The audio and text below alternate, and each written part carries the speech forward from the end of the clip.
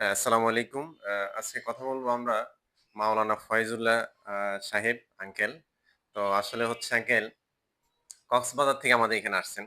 তো আমাদের এখানে আসছে যে সাভার ফিজিওথেরাপি সেন্টারে। তো উনি যখন আসছেন আমরা হুইল চেয়ারে করে, উনাকে হুইল চেয়ারে করে না আঙ্কেল?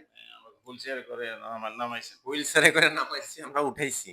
তো আজকে দেখেন আমাদের এখানে ২৫ তারিখে ভর্তি হয়েছে। তাহলে ২৫ এখানে ৬, ৯ আজকে ১৫ দিন। ১৫ দিন এখনো হয়নি মনে হয়। ১৫ দিনে দেখেন একজন জিপিএস পেশেন্ট।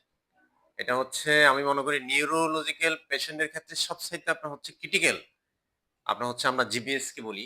তো সেটা হচ্ছে দেখেন আপনার হলো সঠিক ফিজিওথেরাপি নিলে ইনশাআল্লাহ আপনার হচ্ছে রোগী ইনশাআল্লাহ হাঁটতে পারবে।